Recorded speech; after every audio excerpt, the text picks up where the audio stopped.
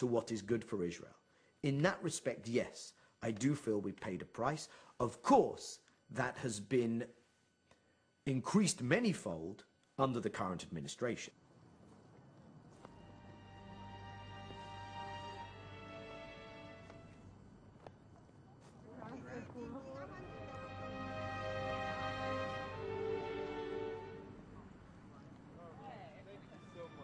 America has become part of the Israeli victim narrative.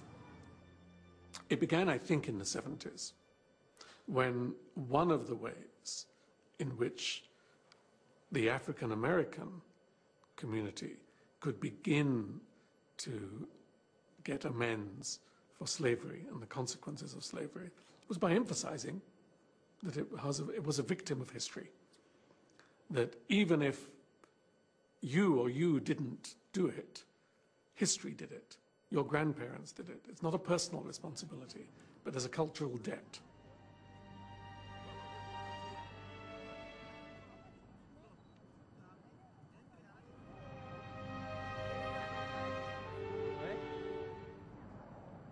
And the Holocaust, of course, is the ultimate victim narrative.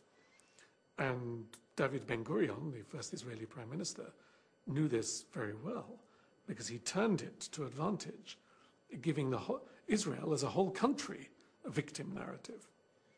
If you can't criticize someone because he himself is a victim, what do you do with a whole country, which is a country born of victimhood, so to speak? I have been in conversations many times with people who are very reasonable and would say, yes, you're right, Israel does do bad things. The occupied territories, stealing the water, stealing the land, bombing the houses, etc. But remember what happened to the Jews. There is a background, there is a history, there is a reason, there is an excuse for this. And of course, you can say the same thing for the Palestinians. Remember what happened to the Palestinians after the Nakba in 1948 and so on, 1967. No wonder they have suicide bombers. You can always do this. There's always a relationship between collective past suffering and present individual actions. To turn that into public policy, though, is catastrophic, and that is what we see today.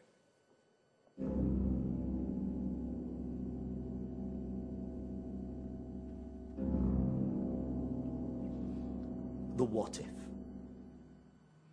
The what if this particular view of the Israeli interest and of the shared Israeli-American interest, which of course someone like myself would see as absolutely antithetical to my understanding of Israel's interests, if that particular view is continued to be bulldozed onto the American public and political leadership, what if there's a backlash?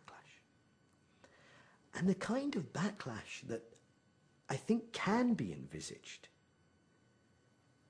is the kind of backlash whereby eventually enough of the American public, and eventually by extension their elected public officials, turn round and say, we need to disengage from our overstretch in the Middle East. Could be that as a consequence of what happens in Iraq and what happens in Iran, that people become very angry with our relationship with Israel, and there's just an upsurge of public opinion. It could be that you have 2 or 3 senators who come out and make a very forceful case for changing our policy. It just isn't going to happen. It is not going to happen.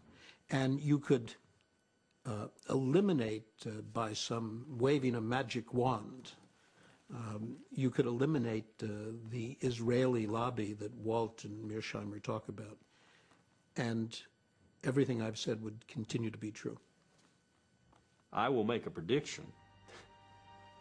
If this president orders us to go to war in Iran in the next 2 years, and he orders any considerable ground component to participate in that, Marines or Army, then I think you're going to see another major exodus from the armed forces, general officers, because I think they understand just how colossally wrong such a decision would be and how much that would be the precursor for, call it what you will, World War III, World War IV.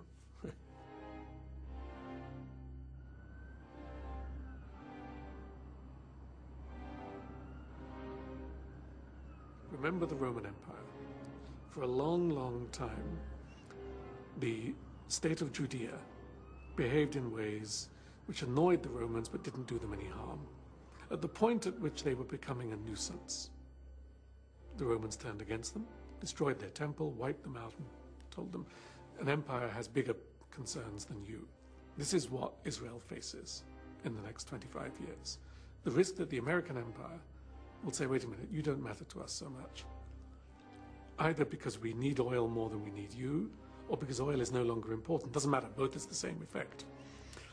You are more trouble than you are worth, and the issue of the Holocaust and anti-Semitism is declining with the demographic move to the next generation.